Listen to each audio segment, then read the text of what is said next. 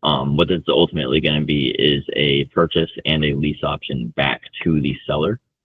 Is probably how I'm going to structure this, and we're going to talk through some of the required steps that you have to go through, just basic underwriting, and then why the deal works or doesn't work, right? So starting with like, hey, what is the goal here for the seller slash occupant of the property? What is their situation, and then what are the tools that I see being most effective at being able to solve their problem? Okay, so first I'm just going to go through like, hey, what's this guy looking for, right? So it's a pre-foreclosure. The property has a $100,000 debt on it at 8.3% on an adjustable rate mortgage. That's miserable already. It's got 50K in arrears, so that sucks. And the auction is in 3 weeks, which means that we're limited on time and all the other things, right? I mean, I guess there's ways that we can beat the time thing, but at the end of the day, it's not great, right? I mean, it's okay. 3 weeks is plenty of time to close if everything else is like copacetic. What they're looking for is a way to replace or restore the mortgage with a lower fixed payment, keep owners in the home with ownership, and pull 25K from equity. So right off the bat, one, we got to check what the value, the as-is value of the property is, and also what the ARV is. Okay, if we're going to be buying this, what happens if we fix it up? How much does it cost to fix it up, etc. They want to get rid of their shitty adjustable rate mortgage and replace it with a lower fixed payment. That's going to be hard in the current interest rate environment. 8.3 is it's higher than a lot of DSCRs, but it's not the highest I've seen on a DSCR, and it's most likely on a lower. It's definitely on a lower balance than what I'm going to be having to produce with a new DSCR. So reducing their mortgage payment is going to be hard. Right now, they're paying about $1,400 on the PITI. But if they're not paying, that's why they're 50K in arrears. But if they were paying, it would be about $1,400. They owe about 102 on the loan, 50K arrears. You know, tough situation for everybody. But we're gonna go and try to identify some solutions or a primary solution to fix this for them. Okay, or at least to keep them in their home. A lot of it's gonna be dependent on their capacity as the occupant to actually pay for a new payment, whether it's as rent or a wrap mortgage or something else, right? That's why I'm looking at this again as a loan sponsorship. It's like if you're wrapping a deal to somebody, you're sponsoring them on that deal, okay? And at the end of the day, that's what most wraps come out to be, or most loan sponsorships come out to be. Is it's really just all wrap mortgages.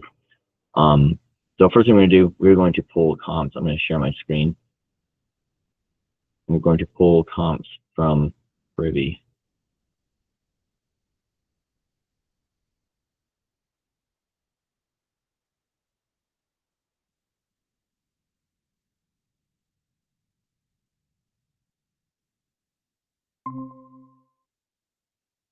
All right, there we are.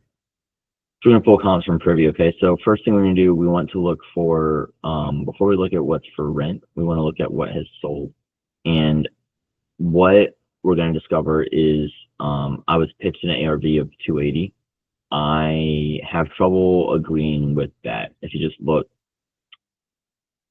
the stuff that's 319 is a 4-bed, 3-bath, 1,600 square feet. The subject property is 3-bed, 2-bath, 1,250 square feet, roughly.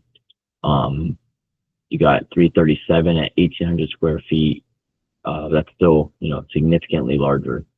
Scrolling a little bit, you got right down the street, 1385 Nash Northwest, sold for 157 in November of last year. Now, that's not the end of the world, right? So we got 1385 sold for 157 at 1,300 square feet, and 1486 sold for 230 at 1,134 square feet. So there's that obvious of a discrepancy. Kind of indicates to me like, hey, one of these was probably bought as a flip or as a investment property, and the other one was probably bought as a somewhat turnkey kind of property.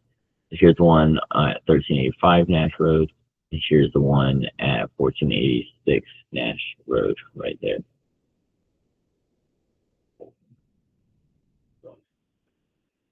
Both of these, they're on the same road. It's a subject property. They have the same kind of siding, similar layout, either more or less square feet, and they're both 3-bed, 2-bath. So they are good comps, but they don't really give a clear value for the ARV. And so what we're going to do is let's see if we can have any better comps. Most of the other comps nearby or properties nearby that you would use as comps, they're kind of far away. I don't really like to use comps that are farther away because it's like you're looking for a comp to support your value, right? This one here, 1.25 miles away, 1,000 square feet, but it sold for $270 in May, but it's over a mile away. It's like I wouldn't want to use that as a comp unless I had no other choice, right? And then you're getting kind of rural, and that's just a bad situation to be trying to comp in anyways. We already talked about 1486 Nash Road. You got half a mile away, 1,152 square feet at $343K. You've got 1 mile away, 1,180 square feet, $255. Yeah, comps are hard in this area, and they also are not super, like I said, conducive to meeting the valuation that I was pitched. I was pitched kind of an ARV of 580. This is definitely one where, because the comps are hard, I'm probably going to have to ask a local agent that is familiar with the market here to see if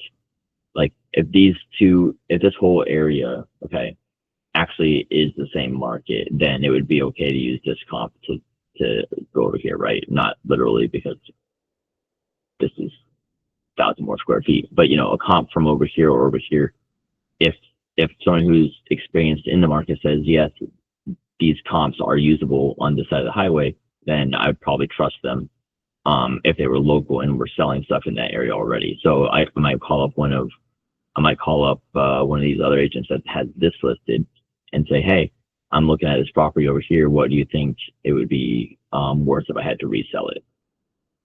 That's kind of where I'm at. I'm kind of sitting on an opinion of like 230 to 250 for the ARV. I was pitched 280. I just don't see it right now. Cute, but it's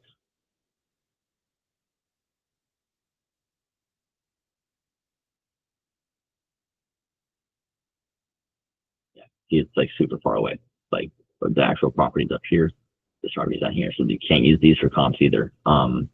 That's just part of what makes this challenging property to evaluate. So this might be a high rental area. You look, there's a lot of rentals nearby. And as far as rents go, if I was to just buy the property, it would probably rent between $1,500 and $1,600 if I had to take a guess.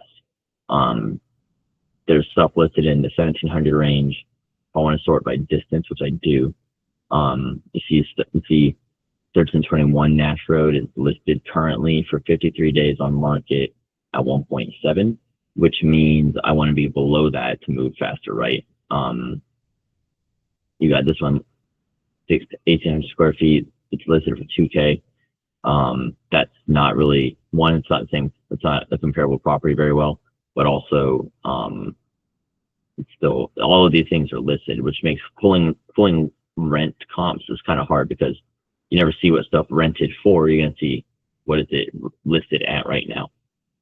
When everything's listed similarly, it's like, okay, that's what the market says. So if you want to get listed faster or rented faster, you just drop it a little bit below what the market is, and boom, if I'm the only thing rentable for 1,600 in a market or in an area where things are renting 16 to 17 to 18, it's like, okay, tenant right away. And there's a question of like, do you maximize your monthly payment? And this is getting off topic. Do you maximize your monthly rent from that singular tenant, or do you focus on getting a tenant in faster at a lower rate? At the end of the day, it's like if you hold out for that extra $150, $200 a month, and it takes you three months to get occupied, or you just paid 3 mortgage payments and made $0. Whereas if you dropped it down to like that, where you're not making that extra 200, well, now at least you're bringing in money instead of having only going out. So that's just something to keep in mind when you're looking at rentals anyways for comps. If you price yourself just a little bit below what the market says you could get, then you're probably gonna be just better off. But yeah, so I'd say probably 1,600 is a good place to rent this one out, maybe 1,500, 1,600, and then ARV probably 230, 250. I'll have to ask an agent for like a clearer number, but that's probably what I would give it. Okay. So now we're going to go to Zillow. We're going to look at the taxes. Okay. First of all, taxation is theft. And secondly, we have to look at the taxes so we can guesstimate. We're going to guesstimate what our DSCR payment is going to look like. So we scroll down all the way. Taxes for 2024 were $1,800. I don't know why in 2023 it was $900, and in 2022 it was $1,500 or $1,400. We're going to write $1,800 as the taxes. Okay. We're also going to write $1,800 as the insurance, because those two things tend to be pretty similar, if not exactly the same. So 1,800 and 1,800, no PMI, 30 years, 7.75% interest rate is probably accurate. If I buy this at $210,000, okay, which if it needs more than 30K of reno, it's probably a little bit high to be buying it. But if I bought it at 210, the loan amount from the DSCR lender would be sufficient to cover their current loan, their arrears, and my closing costs. It would not be a lot at left over at closing. And this is going to be important in a second, but it would cover the whole base cost to even enter the deal. Is like, hey, if you didn't want to bring money to closing, but you wanted somebody else to bring money to closing, you need that somebody else being that DSCR lender. Their amount has to cover all the costs that you're trying to get rid of, right? The arrears, the everything else. So that's important. So we've covered the current loan amount, and everything else, all the closing costs and stuff like that. The seller probably receives zero money at closing at this loan amount. This purchase price, obviously he's receiving like 50K or something. We're going to get to that in a second. This loan amount produces probably close to zero cash to seller, after we handle the arrears and closing costs and whatever. Okay. This is going to produce a monthly payment of $1,503.57. Down payment, quote unquote, is going to be $42,000, about 20% down. You're going to have a bunch of closing costs built in here. And what I would do to take this down is I would take this down on a stack method. Some people call it the Morby method, but I'm going to call it the stack method, where you're getting your DSCR lender, okay, or any first position lender, probably going to, due to the closing time frame, and when you close this with like a fix and flip or a bridge type loan, fix and flip loan, first position lender to close, seller financing in second position. I can attach that to another property to avoid having a second on the HUD or whatever. And then what's going to happen is the way I foresee this running is I buy this as a fix and flip loan. Maybe I do some minor repairs. 3 months later, I refinance into a DSCR loan. The seller has to produce a payoff. If I'm attaching him to this property, he has to produce a payoff of $0. That's what I'm going to want.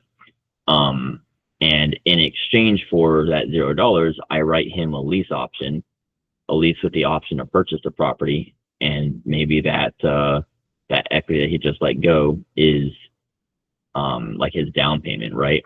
And so that's probably, actually, I like that structure. So if there's a $42,000 that he seller finances to me, quote unquote, to meet the purchase price, or maybe $50,000 to put a little bit of money in my pocket for doing this, and then he seller finances me that $50,000, whatever, and then his monthly payment comes out to, I'm going to make it exactly whatever my PITI is, okay? After I refinance, I'm going to go do my refinance. If he has a second lien on this house, he probably won't. I'm probably going to make that not happen. It'll be attached to something else. But he has a second lien on something else.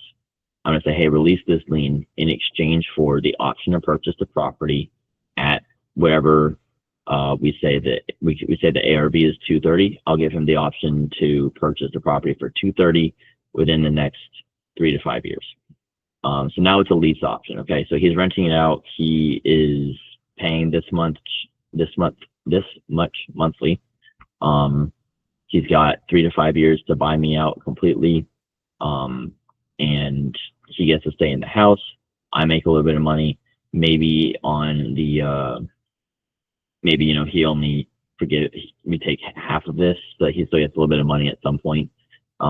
It's really going to depend on like what the rest of his situation looks like. As far as like, why are you $50K behind on a $1,400 a month mortgage? That's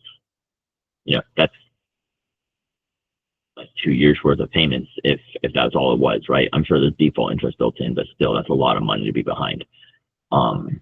So that's all going to kind of influence the ending structure of this. But basically, like I said, purchased on a stacked method, and then his down payment for the lease option is going to be that second lien. So he forgives that second lien wherever it's attached to.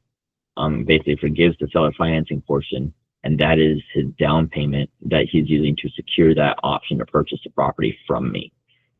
Give him 3 to 5 years to close, and whatever rates due in that time they do. And if he doesn't close in 3 to 5 years, we can just reevaluate, say, hey, the market has changed in the last 3 to 5 years. This is what the house is going to be worth today. If it goes up, I can increase the purchase price. If it goes down, we can hold the purchase price. At the end of the day, it's like I'm doing him a service by making the loan go away, so he doesn't get fully foreclosed on. He gets to stay in the house. I can report on-time rent payments to his credit. All this stuff. And so that's probably what this structure is going to end up looking like. His payment is not going to go down. If we close and move forward with this, his payment's not going to go down. He's not going to get very much cash at closing, but he will be able to stay in the house.